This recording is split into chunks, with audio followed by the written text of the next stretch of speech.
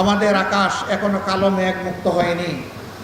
এখনো বাংলাদেশের আকাশে শকুনের ঘোরাঘুরি চলছে। এই ব্যাপারে আমরা যেন আত্মতৃপ্তিতে না ভুগি যে আমরা বোধহয় পরিপূর্ণ সফলতা বা বিজয় পেয়ে গিয়েছি। বাংলাদেশের মানুষকে হয়তো আরও অনেক ত্যাগ স্বীকার করতে হবে।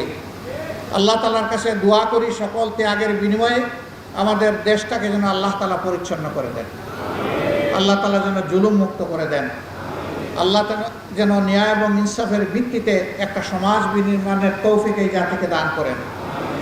যে দলই ক্ষমতায় আসে তারা যেন এদেশের প্রত্যেকটি মানুষের আমানতের প্রতি সম্মান প্রদর্শন করে।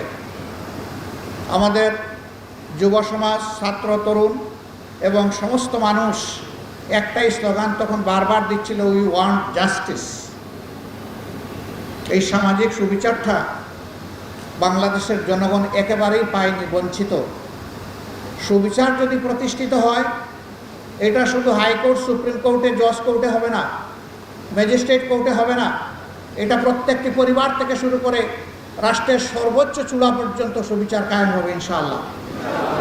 এই সুবিচার কায়েম না হওয়া পর্যন্ত স্বাধীনতা বারবার অর্জন করলেও তার স্বাদ ভোগ করা আমাদের পক্ষে সম্ভব হবে না। এই জন্য সুবিচারের এই বীজতলা তৈরি করা এখন এই জাতির দায়িত্ব। যারা এখন সরকার পরিচালনায় আছেন, আমরা যারা রাজনীতির মাঠে আছি, আপনারা যারা বিভিন্ন পেশায় নিয়োজিত আছেন, এই জায়গাটা তৈরি করা এখন সমন্বিতভাবে আমাদের সকলের দায়িত্ব।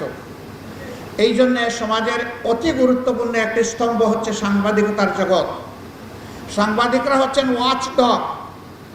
তারা উপর থেকে সব কিছু দেখার চেষ্টা করেন এবং তারা জনগণের ভাষা অনুযায়ী ভাষা বুঝেন, পড়েন এবং তা মানুষের সামনে তুলে ধরেন।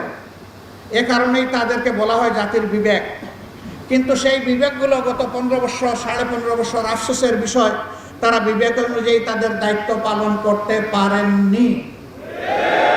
তাদের উপরে অত্যাচারের খড়গ নেমে এসেছে, সাংবাদিকদেরকে হত্যা করা হয়েছে, সামান্য একটি স্ট্যাটাস অথবা একটি রিপোর্ট ছাপার অভিযোগে তাদেরকে টেনে হেঁচড়ে জেলে নেওয়া হয়েছে, জাতির বিবেককে কারাবন্দী করা হয়েছে, তাদেরকে হুমকি ধমকির মধ্যে রাখা হয়েছে, অদৃশ্য উপরের নির্দেশের কথা বলে তাদের কলমকে অচল করে দেওয়া হয়েছে, তাদের মুখে এক ধরনের তালা ঝুলিয়ে দেওয়া হয়েছিল। 5 তারিখের পর থেকে হাতের কলম মুক্ত হয়েছে, মুখের তালাও সরে গিয়েছে। আমরা চাই যে এটা যেন, এই মুক্তি এবং তালা সরে যাওয়া, এটা যেন চিরদিনের জন্য হয়। আপনাদেরকে বলা হয় সমাজের দর্পণ।